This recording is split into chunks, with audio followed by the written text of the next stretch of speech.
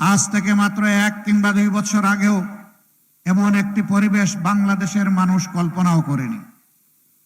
কারণ পুরাটা বাংলাদেশকে একটা জীবন্ত জেলে পরিণত করা হয়েছিল। একটু আগেই আপনাদের সামনে একটা ছবি এখানে আপনারা দেখেছেন। তিনি আমাদের ভাই, প্রিয় ভাই জনাব এটিএম আজহারুল ইসলাম।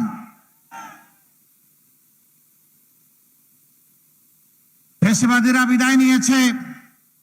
এই ফ্যাসিবাদের নির্মম নির্যাতনের শিকার এটিএম আজহারুল ইসলাম এখনো কেন জেলের ভিতরের জবাব সরকারকে দিতে হবে।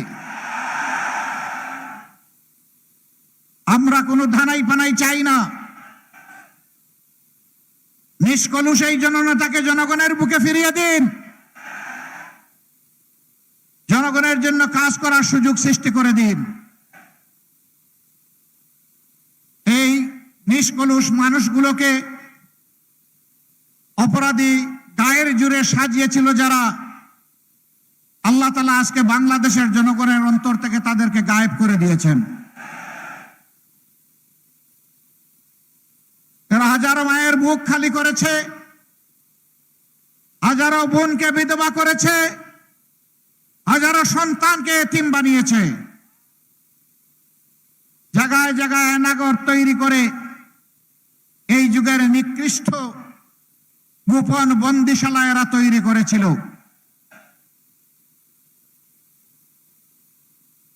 তাদের পুরা শাসন আমল জুড়ে মানুষকে সুশাসন দেয় নাই। সোনার বাংলা বানানোর স্লোগান দিয়ে এই বাংলাকে শ্মশান বাংলায় পরিণত করেছিল।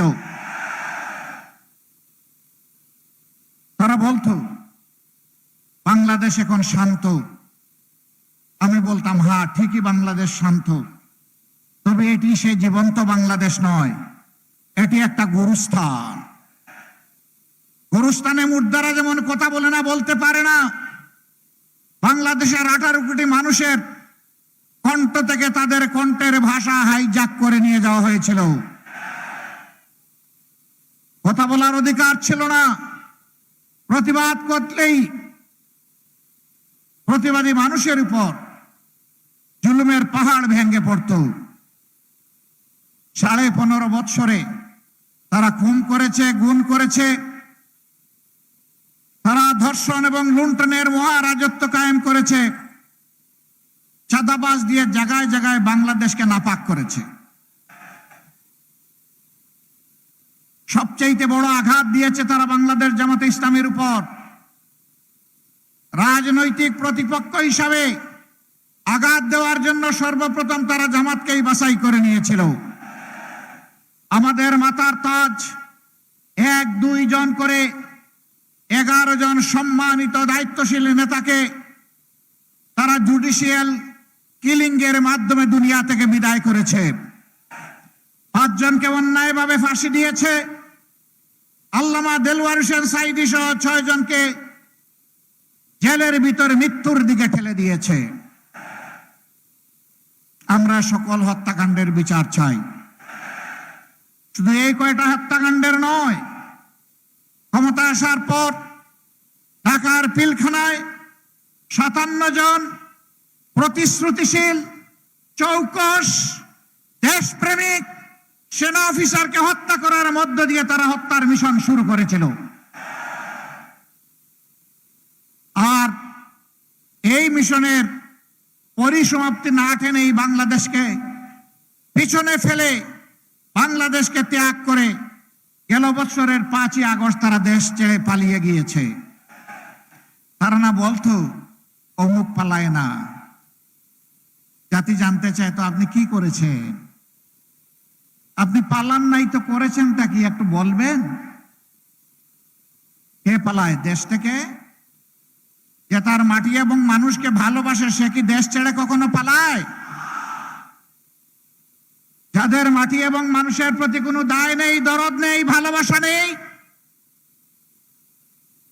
এই বসন্তের কুকিলেরাই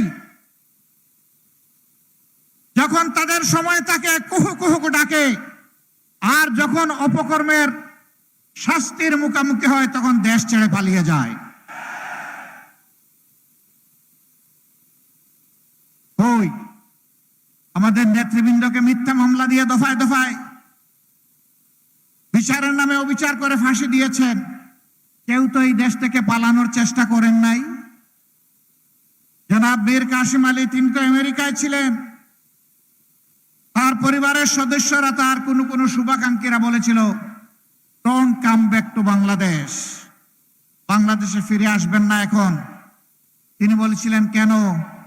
বলেছে যেমন করে আপনার সমতুল্য অথবা সিনিয়র নেতৃবৃন্দকে তা জুলুম নির্যাতন করছে, আপনাকেও ছাড় দিবে না। তিনি বলেছিলেন, আমি বাংলার মাটির সন্তান, আমার আল্লাহ আমার দেশে পয়দা করেছেন, আমি বাংলাদেশে ফিরে যাব, আমি আদালতে মোকাবেলা করব, কাঠগড়ায় দাঁড়িয়ে বলবো আমার বিরুদ্ধে আনিত অভিযোগ মিথ্যা। তিনি জেনে শুনে ফাঁসির রশি তার গলায় ঝুলতে পারে এইটা জেনেও তিনি যেহেতু নিষ্কলুষ ছিলেন, নিরপরাধ ছিলেন, তার দুঃসাহস এবং সৎ সাহস ছিল।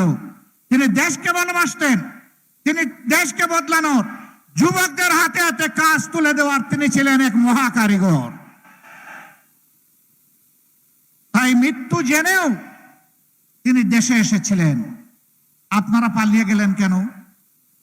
আর গেলেন তো গেলেন, শেষ পর্যন্ত কলা পাতায় ঘুমাইলেন। কোন দরকার ছিল? সুপ্রিম কোর্টের অ্যাপিলেট ডিভিশনের বিচারপতি, আপনি হয়ে গেলেন দলবাজ। একজন নেতার বিরুদ্ধে ফাঁসির একটা অর্ডার দেন, আর ওই রাত্রেই গিয়ে ট্যাক্সুতে গাল ফুলিয়ে ফুলিয়ে পেছিয়ে পেছিয়ে কথা বলেন। আল্লাহ জালিমদেরকে ছাড় দেন, কিন্তু ছেড়ে দেন না। সিলেট সীমান্ত দিয়ে বিচারপতি মানিক সাহেব পালাতে গিয়েছিলেন, কিন্তু আল্লাহর ইচ্ছা তিনি জনগণের জালে ধরা পড়ে গেছেন। তাকে যখন জনগণ জিজ্ঞেস করেছে আপনি কে গো, তিনি বলেছেন আমি শামসুদ্দিন চৌধুরী। লোকদের স্মরণ হয়ে গেছে, জিজ্ঞেস করছে আপনি কি স্যার সেই কালো মানিক? ভাই, কালো ধলো সব আল্লাহর দান, কিন্তু এই লোকটার চরিত্র ছিল কালো। আমিও কালো, অসুবিধা নেই, আমি তো নিজের থেকে আমার চেহারা ধারণ করি নাই। আমার মাহবুব যেমনটা আমাকে পছন্দ করেছেন তেমনই দিয়েছেন, আলহামদুলিল্লাহ। কালো মানুষগুলো আল্লাহর সৃষ্টি, সাদা মানুষগুলো আল্লাহর সৃষ্টি, বাদামি মানুষগুলো আল্লাহর সৃষ্টি। হযরত বেলাল রাদিয়াল্লাহু তাআলা আনহু, তার চেহারা কালো কুচকুচে ছিল, কিন্তু আমরা গর্বিত তিনি আমাদের নেতা।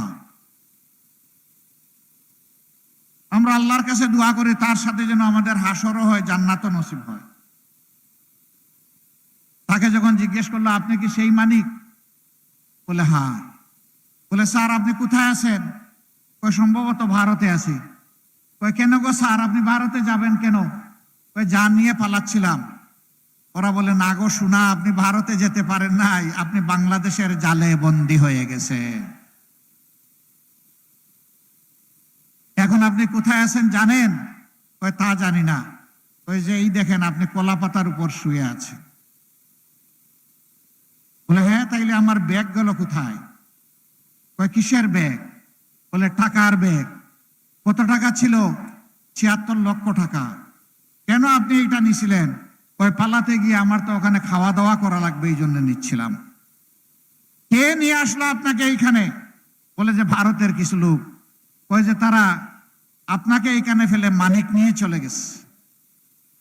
রে ভাইরা, কেন এই অবস্থা কেন হয়েছিল? কারণ তারা জানে নিরীহ মানুষগুলোকে ঠান্ডা মাথায় তারা খুন করেছে। আমরা প্রত্যেকটা হত্যাকাণ্ডের বিচার চাই। শেষ পর্যন্ত জুলাই আন্দোলনে যাদেরকে নির্মমভাবে হত্যা করা হয়েছে, আমরা সেই হত্যাকাণ্ডের দৃশ্যমান বিচার দেখতে চাই। কথা একেবারেই সাফ। ওই বিচার আর প্রয়োজনীয় সংস্কারের আগে কোনো ইলেকশন বাংলাদেশের জনগণ দেখতে চায় না। আগে এই দুটো হবে, তারপরে ইলেকশন হবে। আমরা ইলেকশন চাই, তার আগে এই দুটো চাই। এই দুটো দিতেই হবে। এই দুটো ছাড়া বাংলাদেশের জনগণ কোনো ইলেকশন মেনে নেবেন না।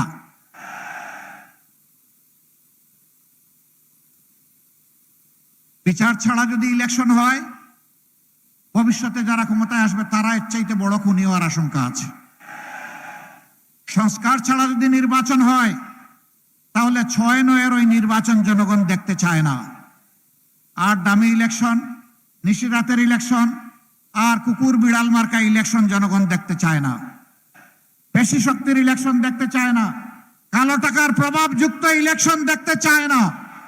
পেশি শক্তি এবং কালো টাকার প্রভাব মুক্ত ইলেকশন দেখতে চায়। এই জন্য আমরা পরিষ্কার বলেছি, ইলেকশনের পদ্ধতিও পাল্টাতে হবে। জনগণের প্রত্যেকটা ভোটের মূল্যায়নের জন্য আনুপাতিক হারে নির্বাচনে যেতে হবে। সেই নির্বাচনে জনগণের প্রত্যেকটা ভোটের মূল্যায়ন হবে। যোগ্য লোকেরা সংসদে যাবে, পেশিওয়ালা এবং কালো শক্তির মালিকেরা আস্তে করে আউট হয়ে যাবে। একটা মেধাভিত্তিক যোগ্যতা সম্পন্ন একটা পার্লামেন্ট হবে। সেই পার্লামেন্ট বাংলাদেশকে ইনশাল্লাহ আগামীতে মুক্তির পথ দেখাবে। আমরা ওই পার্লামেন্টটা চাই। আমি জামাতে ইসলামের পক্ষ থেকে সকল ধর্ম বর্ণের মানুষকে আশ্বাস দিচ্ছি, আমরা মুসলমান, হিন্দু, বৌদ্ধ, খ্রিস্টান সবাইকে আমাদের বুকে ধারণ করে আমরা সামনে এগিয়ে যেতে চাই। প্রিয় বাংলাদেশে কোনো মেজরিটি মাইনরিটি শব্দ শুনতে চাই না। এদেশে যারাই জন্মগ্রহণ করবে, যারাই এদেশের নাগরিক, তারা হবে এদেশের মর্যাদাবান নাগরিক। সকলেই সমান অধিকার ভোগ করবে। কারো ধর্মীয় অধিকারের উপর কারো হস্তক্ষেপ করার কোনো সুযোগ আমরা দেব না। জাতিকে এইভাবে মেজরিটি মাইনরিটিতে বিভক্ত করে দুর্বল করা হয়েছে এবং বিশেষ করে অন্যান্য ধর্মের ভাই বোনদেরকে নির্যাতিত করা হয়েছে। আমরা এই দৃশ্য আর দেখতে চাই না। আমরা তাদেরকে আশ্বস্ত করেছি। 5 আগস্টের আগ পর্যন্ত তো আমাদেরকে কথাই বলতে দেওয়া হয় নাই। সেই দিন থেকে আমরা তাদের পাশে আছি, আশ্বস্ত করেছি আমরা সবাই একসাথে বাংলাদেশ, সবাই মিলে বাংলাদেশ। প্রিয় দেশকে আমরা গড়ব, শান্তিতে আমরা থাকব, সম্মান নিয়ে আমরা মর্যাদার সাথে এখানে বসবাস করব। আমরা মা বোনদের উদ্দেশ্যে বলতে চাই, আমাদের এই দেশে মা, বোন, মেয়ে সমাজে তাদের যে মর্যাদা প্রতিষ্ঠিত হওয়া দরকার, আমরা মনে করি এটি নেই। কোরআনের ভিত্তিতে আগামীর যে বাংলাদেশ হবে, সেখানে মায়েরা, বোনেরা, মেয়েরা তাদের পূর্ণ মর্যাদা পাবেন। আমরা তাদেরকে সম্মানের আসনে বসাবো। সমাজের অগ্রগতি উন্নয়নে, এমনকি যুদ্ধের ময়দানে যারা যেতে আগ্রহী তাদের সকলের জন্য উপযুক্ত জায়গা তৈরি করে দেওয়া হবে ইনশাআল্লাহ। আল্লাহ রসুল তাই করেছেন, আমরা ওই পথ ধরেই আগাবো। তারা ব্যবসা করবেন, চাকরি করবেন, শিক্ষকতা করবেন, যুদ্ধের ময়দানেও তারা অংশগ্রহণ করবেন। সমাজের এমন কোনো ক্ষেত্র নাই যেখানে তারা যাবেন না। তবে জোর করে কাউকে নেওয়া হবে না। যার প্রয়োজন আছে, আগ্রহ আছে, যোগ্যতা আছে, তাকে তার জায়গায় বসিয়ে দেওয়া হবে ইনশাআল্লাহ। তরুণ যুবকদেরকে বলতে চাই, যুব সমাজ, যুবতীদেরকে বলতে চাই, আমরা তোমাদেরকে বেকারের সার্টিফিকেট তোমাদের হাতে তুলে দেব না। আমরা তোমাদেরকে দেশ গড়ার কারিগরের সার্টিফিকেট তোমাদের হাতে তুলে দেব ইনশাআল্লাহ। তোমাদের মধ্যে দেশপ্রেম, মানুষের প্রতি ভালোবাসা আমরা তৈরি করে সর্বোচ্চ দক্ষতার সাথে তোমরা যাতে তোমাদের পাড় চুকিয়ে বের হওয়ার সাথে সাথে জাতিকে, বিশ্বকে কিছু দিতে পারো, সেই রকম করে আমরা তোমাদেরকে গড়ব ইনশাআল্লাহ। অতএব আল্লাহ বাংলাদেশের জনগণের সেবার সুযোগ আমাদেরকে দিলে সর্বপ্রথম আমরা গুরুত্ব দিব শিক্ষার উপরে। শিক্ষা জাতির মেরুদণ্ড। মেরুদণ্ড মজবুত হলে এই জাতি শক্তিশালী হবে। মেরুদণ্ড দুর্বল থাকলে এই জাতি বর্তমানের মতো এই রকমই অবহেলিত থাকবে। আমরা এই জাতিকে একটা শক্তিশালী জাতি হিসাবে গড়ে তুলতে চাই। এই সপ্তাহের বাংলাদেশে কোনো বৈষম্যের জায়গা দেওয়া হবে না। উনি প্রধানমন্ত্রী, তাই তার বাড়িতে সেখানে উন্নয়নের স্রোত শুরু হবে, উন্নয়নের জোয়ার শুরু হবে। আর অন্য এলাকায় কোনো মন্ত্রী নাই, প্রধানমন্ত্রী নাই, পছন্দের এমপি নাই, সেই এলাকায় কোনো উন্নয়ন হবে না, বঞ্চিত থাকবে, এই কাম আগামীর ওই বাংলাদেশে চলবে না। আমরা তালিকা তৈরি করব, যে এলাকাগুলা যত অবহেলিত উন্নয়নের ক্ষেত্রে তাদেরকেই আগে আমরা টেনে নিয়ে আসবো, তাদের অধিকার আগে তাদের হাতে তুলে দেব। এখানে দাবি জানানোর প্রয়োজন হবে না, এখানে আল্লাহকে ভয় করে বিবেক দিয়ে কাজ করা হবে ইনশাআল্লাহ। আমরা প্রত্যেকটা মানুষকে সম্মান করার জন্য আমরা সবাইকে শিখাবো, আমরা নিজে সম্মান করব, প্রত্যেকটা মানুষকে আমরা ভালোবাসবো।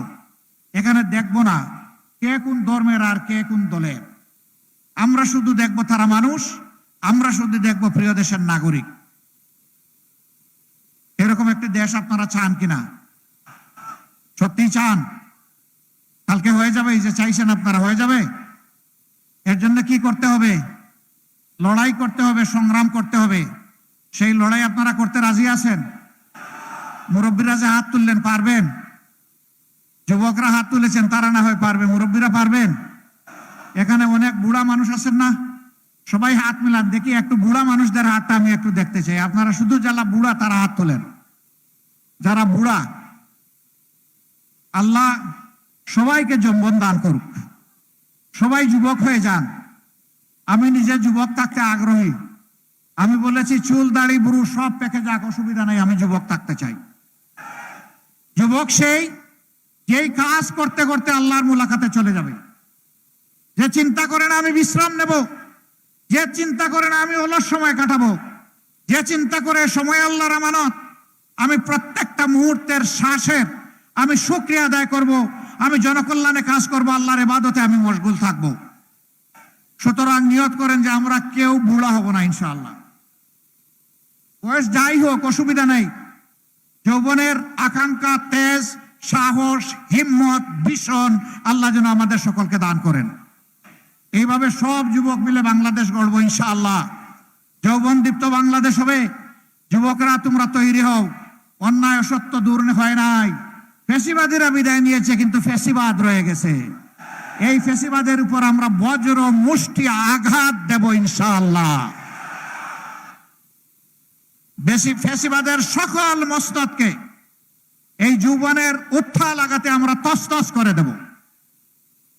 বাংলাদেশের সমাজে কোনো আবর্জনা থাকতে দেওয়া হবে না। যারা মানুষের শান্তি কেড়ে নেবে, যারা মানুষকে অপমান করবে, যারা মানুষের উপর জুলুম করবে, আমরা তাদেরকে ছেড়ে দেব না ইনশাআল্লাহ। বন্ধুগণ, আপনারা তৈরি হন, আমার বিশ্বাস ইনশাআল্লাহ আমরা পারবো।